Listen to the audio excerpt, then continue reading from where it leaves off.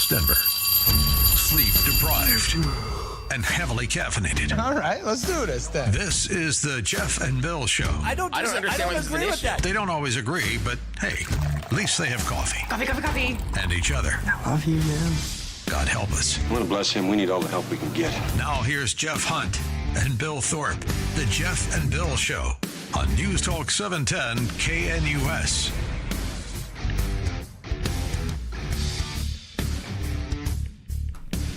Well, it's 9 a.m. in the Mile High City on this Monday, July 14th, 2025. Good morning, Denver, Colorado. You've tuned in to the Jeff and Bill Show, News Talk 710 KNUS. I'm your co-host, Jeff Hunt, along with Bill Thorpe, bringing you the freshest insights, hottest takes from the right, left, and center.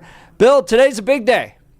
Oh, yeah? Because it is the Queen of Colorado Radio's birthday. Oh, And that's my mom. really? Hey, happy birthday. Yeah, Jeff's mom. Janice Hunt's birthday today, July 14th, 2025. I come from a big radio family. My mom was in sales, worked over at KOA and other places like that, I believe, or maybe some of those other stations. I forget. They all kind of blend together in my mind. But she did sales. She met my dad, who was a radio personality at the time, fell in love, had 3 boys, went on to own and operate radio stations throughout Texas, and then pioneered a lot of the upgrades that took place where they would move smaller stations into bigger markets, do all the FCC work and stuff like that, and kind of what's called upgrade the radio station with bigger signals, bigger markets. Went on to build towers. In fact, I think she still might have built the largest tower in Colorado, which is a radio tower out in eastern Adams County. That was all her. So it is her birthday. Very happy birthday to the Queen of Radio, Janice Hunt. Oh, that's wonderful. Happy birthday. That's Love you fantastic. very much, Mom. Oh, that's so cool. It's you fun just to be in the accidentally- radio business, too. Yeah, with and her. you just accidentally happen to be in radio. That's right. Yeah. You got, I just showed up. Yeah, it's great. That is so cool. My brother was a radio personality. My other brother worked in radio. I was the last one to get in. Yeah. Last one to fall to the dark side. Welcome. But the cookies are delicious.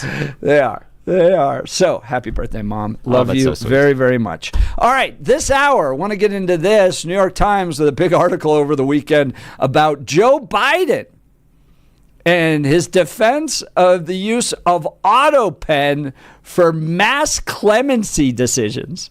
Okay? What has become clear is that with Hunter Biden, Joe Biden was sure to sign it himself. But with a lot of these other clemency, especially these mass clemency decisions, they just fed those things through the auto pen. And should auto pen be used for things like this? I understand lawmakers doing the auto pen thing for what's called correspondence, right? You send a little letter, Dear John Hickenlooper, I don't like your positions on the color of purple, whatever it might be, right? You send a letter to your lawmaker. Well, they have form letters that are sent back based upon the issue. If you send them a letter about Medicare, you're going to get a form letter back, and that letter explains the lawmaker's position on Medicare. They'll say at the beginning, typically, Dear so-and-so, Dear Jeff Hunt, thank you so much for your interest in this issue. Here's where I stand on Medicare. Please vote for me in November. And that's the letter that gets sent back. And they actually have dedicated staff that write these. They're called legislative correspondents. And their job is to write those letters back to lawmakers. Well, in that case, I don't mind auto pen being used. It's not that important. But acts of law, when you're the chief executive using auto pen, I got some questions.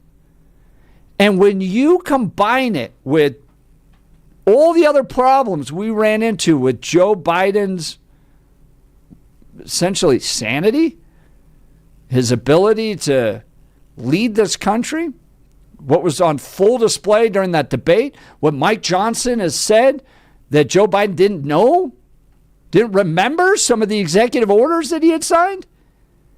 Yeah, I got a lot of questions. And I don't think presidents should be using auto pen when it comes to big decisions like clemency, and especially not executive orders or laws being signed.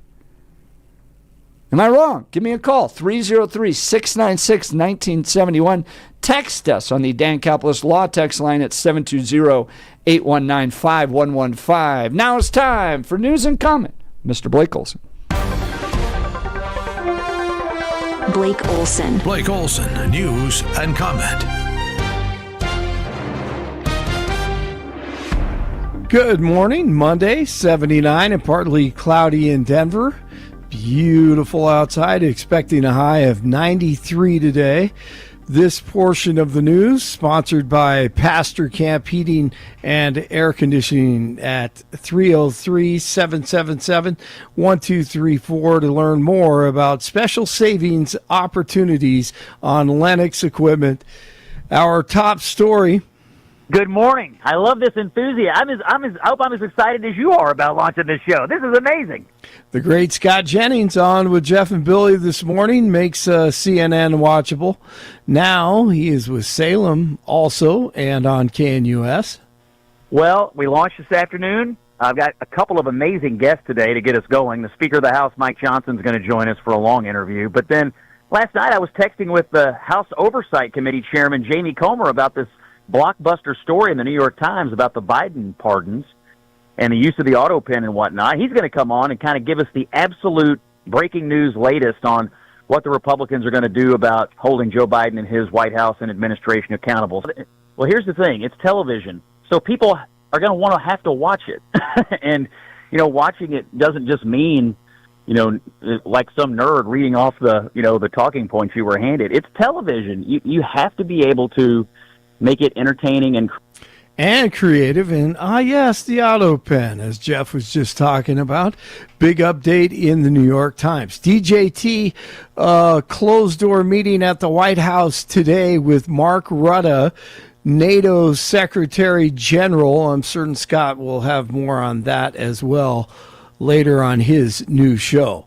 Friday was absolutely crazy. Plenty of talk about Bondi, Cash, and Bongino.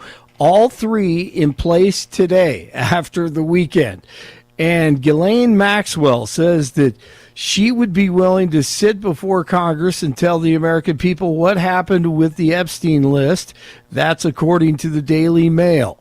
And John Solomon of Just the News says that the real story is the secret case being built against the greaseball deep state going back 10 years. There's a conspiracy case that was opened that looks at this window as a very large window. I wouldn't be surprised if we saw a special prosecutor named by Pam Bondi in the next week or two. And why does this become significant? Because you don't have to necessarily then bring the grand jury or the indictment in Washington, D.C., where the 90% Democrat jury pool probably won't convict even if they had a murder. It allows them to go to someplace like Florida. One act of the overt conspiracy could very well be, Steve, that they raided President Trump's Mar-a-Lago house with false pretenses. And then you can bring the grand jury in Florida. You can bring the indictment in Florida because an overt act of the conspiracy occurred there. Maybe several overt acts of the conspiracy occurred there. You don't have to have a all-blue jury in Washington, D.C. that has Trump derangement syndrome. So Central Texas with more flooding while still reeling from deadly 4th of July weekend floods that killed 130 people at least. Texas Governor Abbott said water rescues were carried out Sunday in 3 counties, and some communities were under evacuation orders. In Kerrville, which saw massive devastation in the earlier flooding, water was rushing over city streets. Evacuation orders have been lifted after several vegetation fires in Douglas County erupted over the weekend. The fires were reported near Laviers. As kids, we used to call it louvers, so that's why I said Laviers. Just after 2 o'clock Sunday. Tricia McLaughlin, DHS on Fox News Channel this morning on what they discovered Friday in California. our ICE enforcement officers found 14 children, 10 who were unaccompanied. They were likely being exploited, potential slave or forced labor, potential child and human trafficking. So this is something that is incredibly disturbing. It goes far beyond politics. And not only were there 10 unaccompanied children at that marijuana facility, but we also apprehended 361 illegal aliens with heinous rap sheets that include kidnapping, child molestation, rape, serial burglary, hit and runs. These are no people who should not be in our communities illegally, much less around innocent children, David. Amen to that. Criminal charges will not be filed against John Elway in connection with the death of his business partner. Riverside County, California Sheriff Chad Bianco says investigators found nothing criminal, and he considers the death a tragic accident. Elway's longtime friend and business partner, Jeffrey Spearbeck, died in April after falling out of that golf cart Elway was driving. Home Run Derby is tonight in Atlanta. The All-Star Game festivities continue. 75 in Laviers, 77 in Broomfield, 79 in Denver. Jeff and Billy continue. Tendons, I can see my tendons down there as they move, and the doctor is fascinated that I only slit the skin. Whoa. Welcome to the 7 o'clock hour of the Jeff and Bill Show. Yes. I still love Tony going, I'm trying to eat breakfast. Yeah, I sliced my hand open, and I was like the invisible man you used to have in like biology class where you can see through everything. Man. Yeah, you could see down into my hand pretty deep. It was pretty crazy. That is horrible. Yeah, but all my fingers still work, which is great. Doctor's super surprised about that one, too. Man, no doubt. But if you just tuned into the show and you just heard that part, thank God it was your hand. I'm going to play it one more time. Tendons, I can see my tendons down there as they move, and the doctor is fascinated that I only slit the skin. Whoa! Blake Olson, News Talk 710 KNUS. The week will start off with warm temperatures, partly cloudy skies, and afternoon and evening thunderstorms will likely reach to the low to mid-90s today, low to mid-90s Tuesday, lows tonight and tomorrow night 60s with afternoon and evening widely scattered thunderstorms. A cooling trend, highs will just be 80s Wednesday and Thursday, and a cold front will bring a very good chance of showers and storms. Weather is a service of L&L Heating and Air Conditioning. For quick, trustworthy, and dependable service, call L&L Heating and Air Conditioning at 720-851-1691. Visit them online at bestdenverhvac.com. That's bestdenverhvac.com.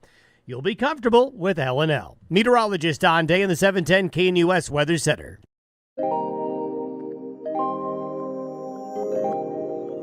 Welcome back to the Jeff and Bill Show. Phone lines are open. Give us a call, 303-696-1971, or text us on the Dan Caplis Law text line, 720-819-5115. Let's go to the phone lines. Matt in Denver. Good morning, Matt. You're on with Jeff and Bill. Good morning. Gentlemen, so good to have you back. What a week to start that vacation, though, as we were introduced to the greatest scandal, the greatest cover-up. And you can add a couple together and you won't reach this one, that the Trump administration basically announced about a week ago. And initially, I think there was shock and awe to MAGA Nation, but I think they're waking from their stupor. Gentlemen, there is no way he gets out of this without deep investigations. Am I way off, or is MAGA going to say he's all good because look at everything else that's going on? I'm guessing you're talking about the Epstein files. I'm talking about the only issue that should be at every dinner table, water cooler, conversations on the air. This is it. You take care of this issue. Do you know how many things, guys, this stomps out that we view as corrupted, as we think is the rot in culture?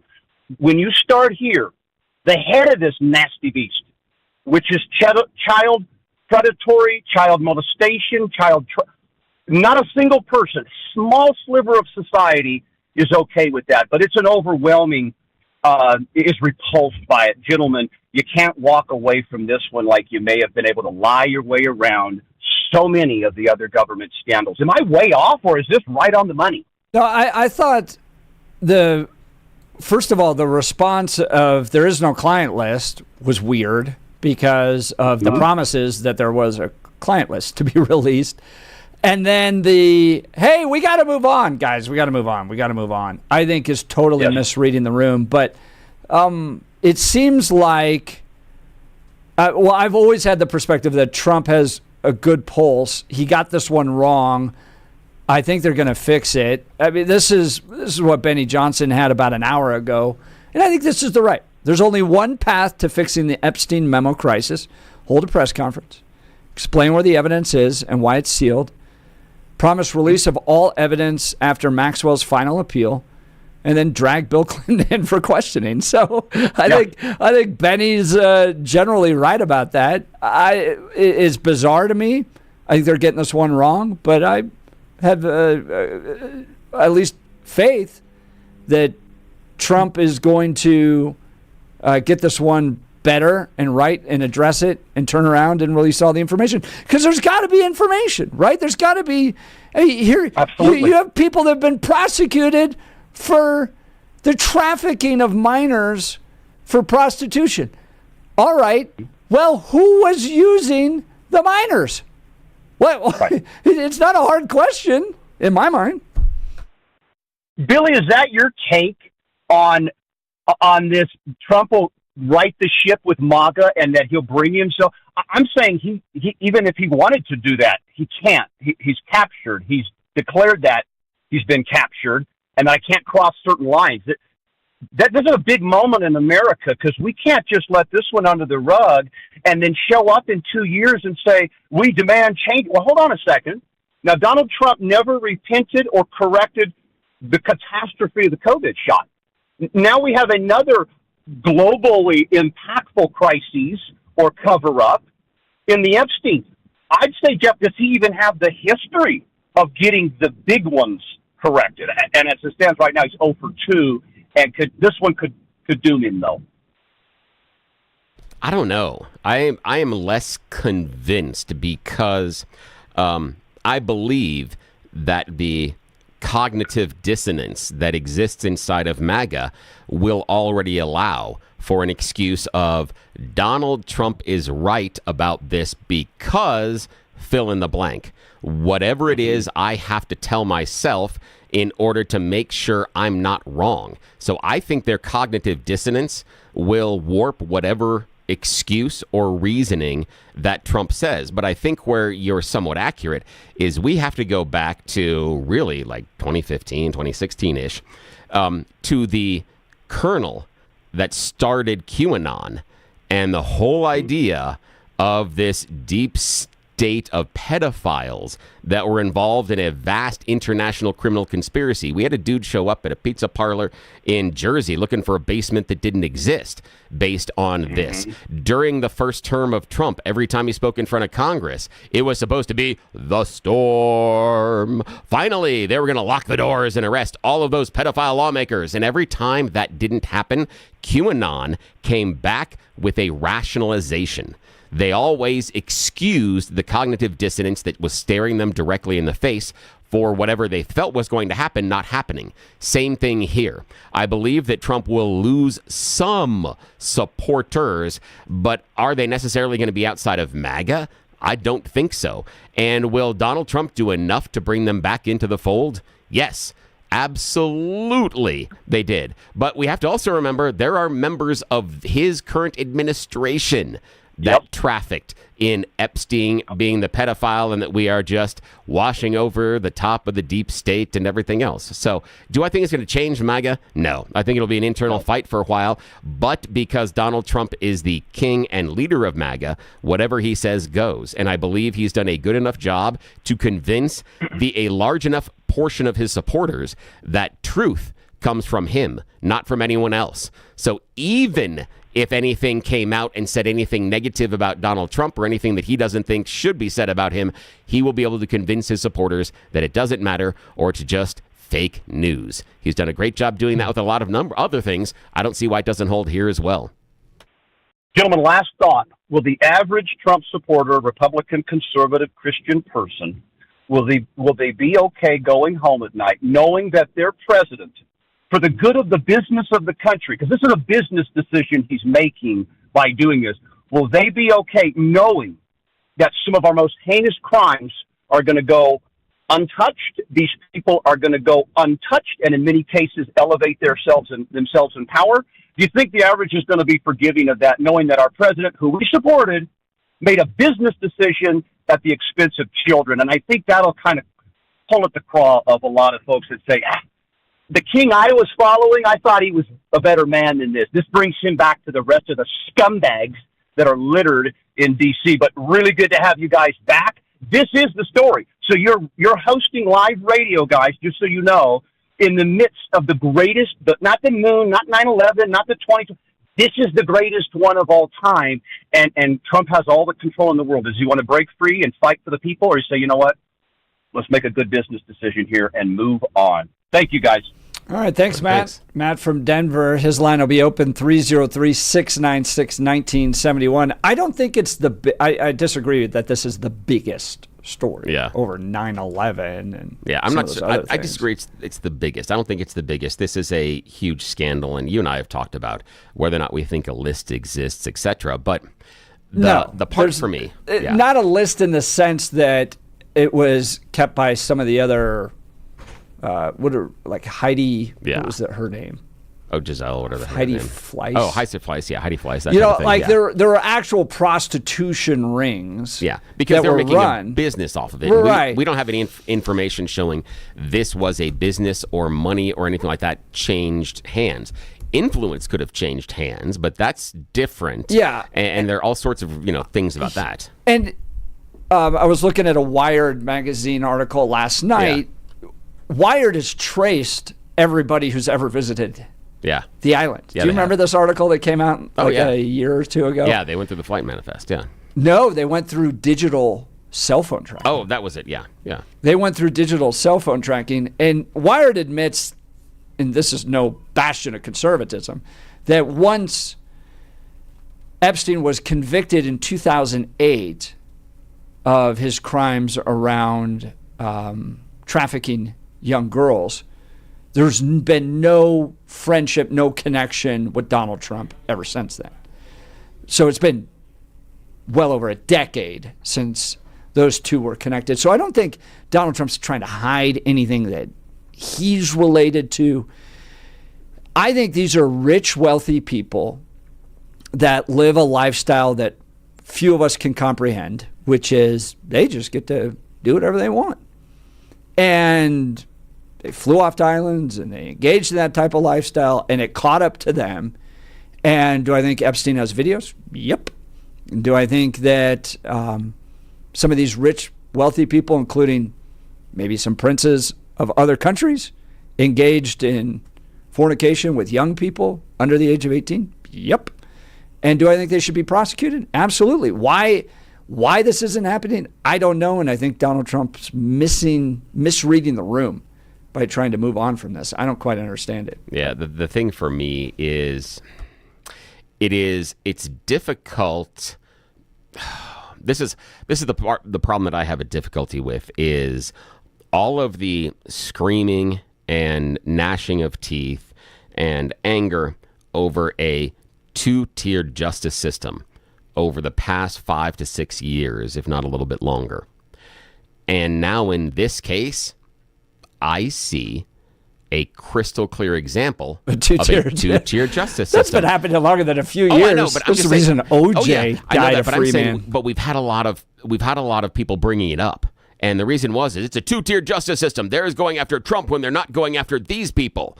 And now we have other examples of people that are being charged, sometimes with molestation, child trafficking. We can look at Sean Puff Daddy Combs recently. Yeah. The government brought a whole lot of resources to bear on him and didn't get a conviction. Yet the people that Wired magazine has been able to track at least going to the island. There are no other questions. And so we talked about this prior to the election, that everyone was yelling and screaming, and I want to go back to this, the idea of a two-tiered justice system. And at the time, Donald Trump was saying Democrat, Republican, and you and I are sitting here going, no. The real two-tiered justice system is based on the number of zeros in your bank account. Correct. That's what changes how you get justice. And for me, this just proves the point. This is an example of those individuals that have enough zeros in their account. So I'm watching Pam Bondi's interview or response the other day. They're doing a cabinet meeting. Oh, yeah. And Trump's like, I don't want to deal with this. But Pam, if you want to, she's like, yeah, I will. And she basically says that Jeffrey Epstein was a total creep and downloaded tons of child pornography. Yeah. And that's it. And then I'm going, well, then why is Maxine Clinton? Yeah. Why is she in prison? Yeah. For facilitating child prostitution? Was it all just to fulfill his desires? Is that why? But then you have all these other people traveling, and maybe, I don't know. I'm confused.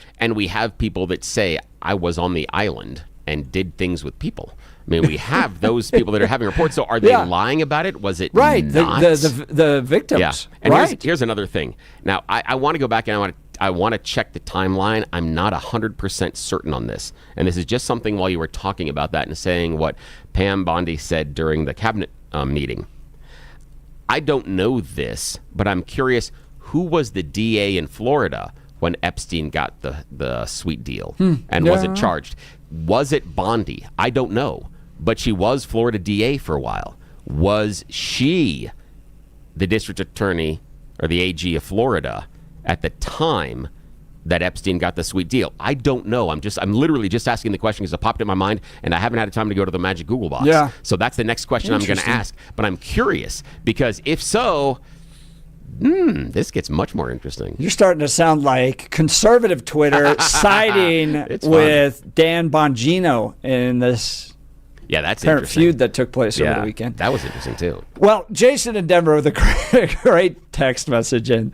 The White House saying there's no Epstein client list is a little like inferring just because Jeffrey Dahmer didn't have a printed menu, he did not eat anyone. The government knows exactly who participated in the crimes and whether a written list exists or not, and they should all be prosecuted. Jason, I agree with you entirely on that. That's a good point, yeah. Well, speaking of someone who gets justice, let's talk Dan Caplis with Dan Caplis Law. Dan has spent 40 years of his life getting justice for the people of Colorado.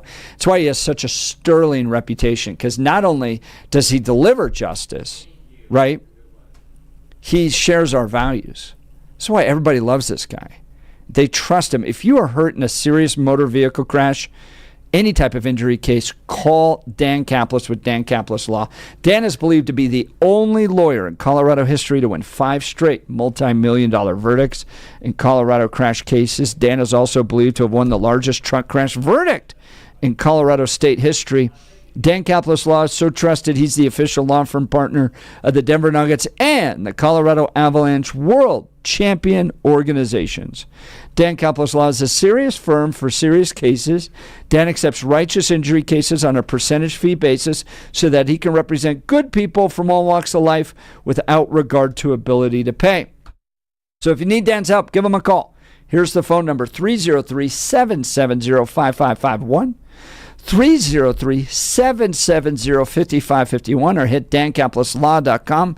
That's Dan, C-A-P-L-I-S law.com. Phone lines are open. Give us a call. What do you think's happening with this Jeffrey Epstein issue? Do you think Donald Trump's going to address it? And Jeff, I just got a call off the air. Thank you. A big shout out to Steve. Thanks for the help. Because I was asking about whether or not Bondi was there. Yeah. Yep. Said no, it was the U.S. Attorney Alexander Acosta that was involved in that Florida case. They said, but Acosta was promoted to Secretary of Labor during Trump's first term, but resigned when the Epstein question was asked as far as why you didn't go ahead and prosecute, and he got the sweet deal. So he, theoretically, lost his job because he went soft on Epstein when he was the U.S. Attorney.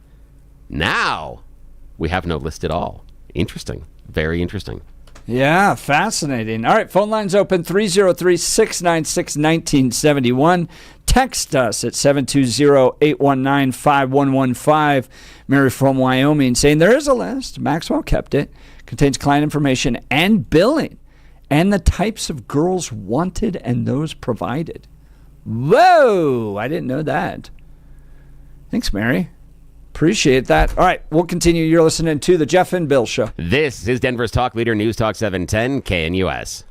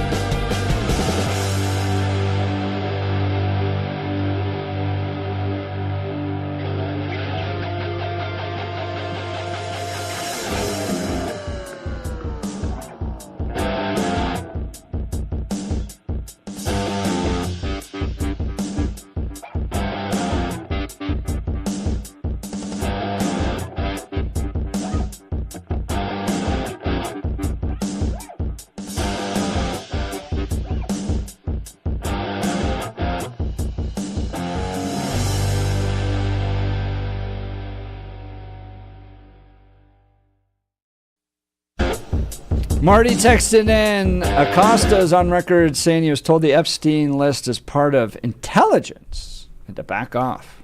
Wow. Well, I don't know. But I think Trump's post trying to push it off, saying, well, a lot of the Epstein file was put together by the same people that wrote files about him. And it's put together by Obama, Crooked Hillary, Comey, Brennan, the losers and criminals of the Biden administration. Yeah, but I think what people want is transparency. And they want to see that from the administration. And when Benny Johnson posted, hey, host a press conference, be honest, explain where the evidence is, why it's sealed, and then promise to release all evidence after Maxwell's final appeal. Sounds good to me. But what the people want is transparency. And what they didn't get under the Biden administration was transparency. The New York Times over the weekend saying that Biden is defending the controversial auto pen use for mass clemency. This is from Fox News. Former President Joe Biden defended his use of an auto pen during a recent interview, shedding light on his administration's rationale for the controversial use of the technology. The interview in the New York Times was centered around his use of auto pen during the last pardons that he made during the end of his administration. In the final weeks in office, Biden granted clemency and pardoned more than 1,500 individuals in what the White House described at the time as the largest single-day act of clemency by a U.S. president. Speaking to the Times, Biden said that he made every decision on his own. We're talking about granting clemency to a whole lot of people. However, the Times reported that Biden did not individually approve each name for the categorical pardons that applied to large numbers of people, according to the former president and his aides. Rather, after extensive discussion of different possible criteria, Biden signed off on the standards he wanted to be used to determine which convicts would qualify for reduction in sentence. Instead of repeatedly asking the president to re-sign updated versions of official documents, his staff used AutoPen to put Biden's signature on the final version. Part of the concern that Republicans have with all of this is that there's a long trail of Joe Biden not necessarily being clear on what he was doing as president of the United States. You have the Robert Hur testimony that said, yeah, we should probably pursue charges, but if we did, with regards to classified documents, he'd likely not be found guilty because he's an elderly, well-meaning man. And then you have Mike Johnson, Speaker of the House, saying when he brought up LG natural gas issues in Ukraine, Joe Biden didn't even recall signing the executive order that had to do with that issue. And now you have 1,500 clemency offers that were made, signatures that were provided that were done by AutoPen. Now, I understand AutoPen for correspondence on particular topics, from a member of Congress's office to a constituent asking about the congressman's position on tariffs, for instance. But when these become law, I think they should be hand-signed. And as some people have pointed out, really, AutoPen should only be used if the president's not in the White House, able to sign documents, might be away, might be traveling, but in that case, should still be able to sign them himself. That's my position on these. I don't think AutoPen should be used for clemency, for executive orders, for bills being signed into law. Bill, your thoughts? I'm enjoying this sidetrack, but I'm also getting annoyed by it because this to me is like someone in middle school who is trying as hard as they can to make some sort of phrase cool. They keep pushing the phrase, sooner or later, the people are going to like this phrase. Wabanga! You're like, and it's stupid. Stop saying wabanga. No, it's going to be a thing soon. It's going to be a thing soon. No, it's not. All I keep hearing is that the GOP is just pushing this. It's another of the long list of we've got to find a scandal about somebody else in the other political party. And both parties play this game. And this is just how many... You don't think this is a scandal? No, not in the You least. don't think... No. I mean, they lied about his competency, and the only way we saw it as the American public was when he went to debate. And we saw just how frail and out of it Joe Biden was. This is the commander-in-chief of the world's most powerful army, and he's not with it. Here's the thing is, I disagree with the broad generalization that he's not with it. We had instances prior to that and post that debate that showed he was more lucid at times and less at others. That would be applicable to someone in his age group. And I understand the critique, but again, this is taking a debate performance and other examples and then trying to wipe an entire 2 to 4 years. And taking that, saying what we saw here at this instance is what was going on for the entirety of the 4 years. And because of that assumption, we are now going to say this happened with AutoPen. No. We have contemporaneous examples that he wasn't like this for all 4 years. We also have contemporaneous examples that he was not like this 24 hours a day, 7 days a week. And we also need to look at whether or not you have any information that says that the AutoPen was done without his knowledge or his approval. I understand the critique of the 1,500 clemencies, but we can go back to the questions to Donald Trump about why he didn't go through the 1,500 January 6th pardons, and he said it was too difficult. He didn't go through it. He didn't go through each individual case and decide whether or not they should be pardoned. Did he AutoPen sign all of them? But hang on. He did a blanket pardon based on a set of qualifications that he put forward. Exactly the same idea on the critique behind Biden. That's it. And if you're just worried about whether or not the signature from his hand or the AutoPen, guess what? The directives inside of pardoning doesn't care. There is no delineation on how it's supposed to be executed, and it doesn't matter whether or not it's an AutoPen or the person sitting there and we have pictures or video of them making the signature. That is irrelevant in the pardon process. Do you think it should be? No, I don't think it needs to be. No. You think that a chief of staff with access to an AutoPen should be able to grant clemency to any person that they think? Do you have any proof of that happening? But they could under this scenario. I'm asking you about whether or not this scenario should. The way it's set up, should they be able to do this? Because that's not the scenario in our we just talked scenario, about. that person could do that. That's not the scenario we talked about. And you'd have no evidence that they ever did that. But that's not the scenario we talked about. We talked about a scenario that was set up where the president created guidelines on over which group of people they wanted to have pardoned and then have that executed. Yeah. That seems to be okay. You don't see any problems with the scenario that's set up like that? Oh, yeah, I can see there can be problems with it, but the fact that both parties are operating under the same set of scenarios, I do think there's abuse inside of the pardon system. I do think that pardons are sold sometimes, and I think both parties do it. Yes, but I'm talking about somebody that's not the president of the United States offering clemency. I don't see any proof of that happening. You're going to have to show me. In this situation, they could. Yeah, and monkeys could also fly out of my butt. But that's not, again, it's not applicable to this. You don't think that you think that those are the same? Yeah, because I believe what you're doing is you're inventing a situation or scenario that is not existent inside of the conversation that we're having. You're saying, could this other thing outside of what we're discussing happen? The way it's set up right now. Yeah. I see real problems with it. No, I don't. I think if you're going to sign either an executive order, clemency, or a bill into law, it needs to be done with your own hand.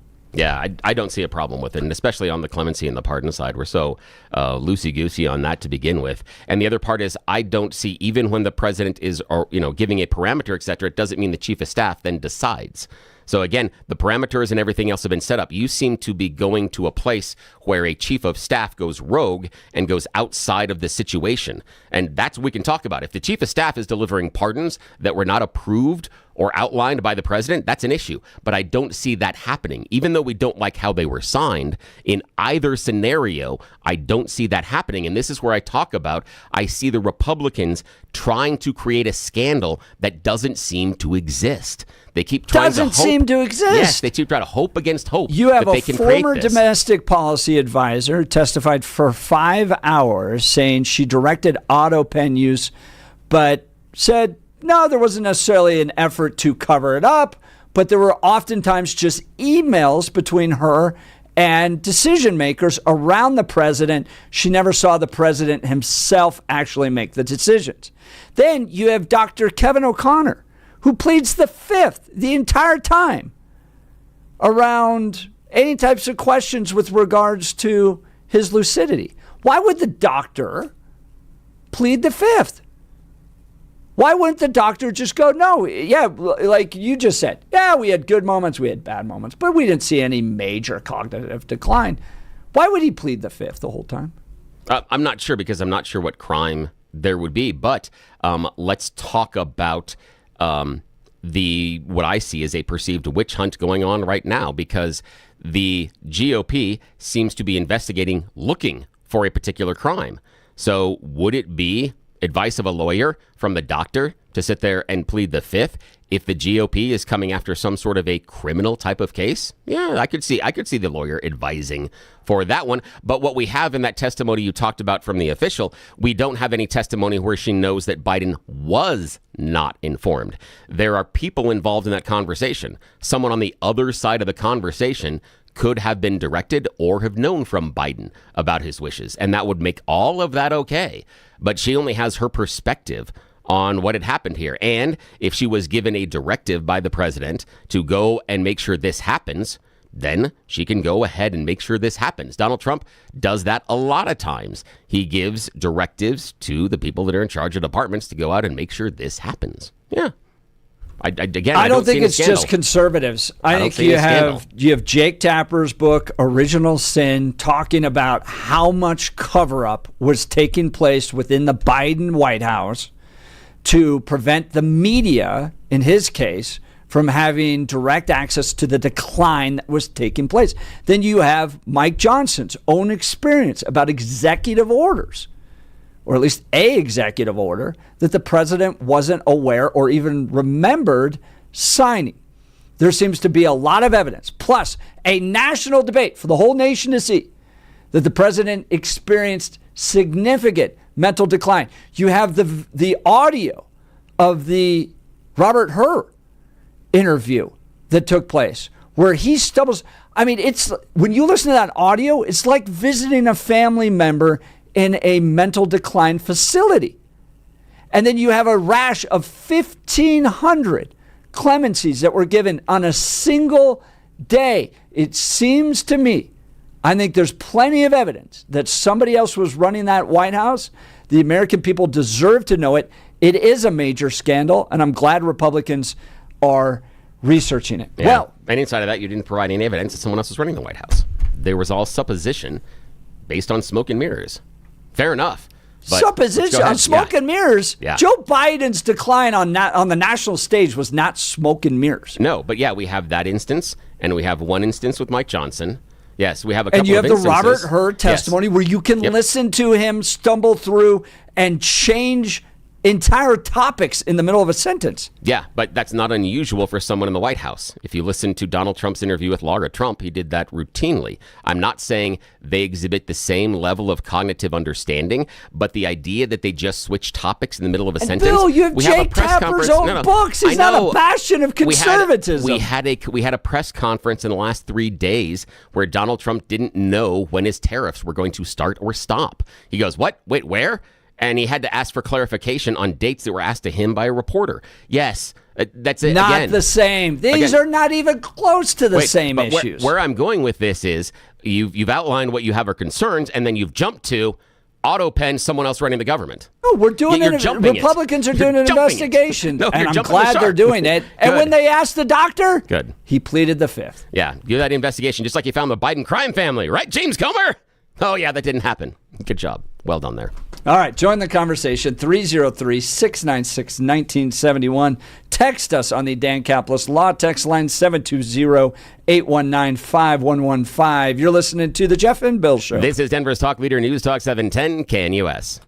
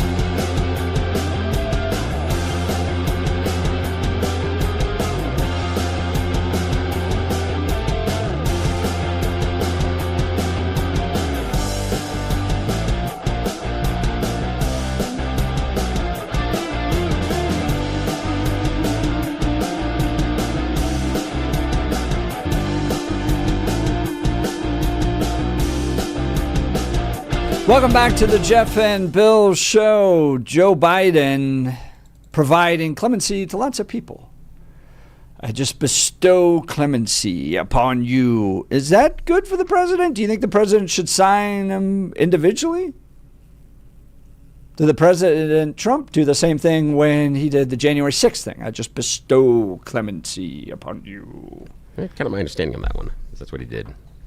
They also have done it on like weed convictions in the past. Oh, yeah. If you caught with weed possession, I think Jared Polis did that. I bestow clemency upon you. Don't even know who you are, but you were bestowed clemency. You're listening to Jeff and Bill. This is KNUS.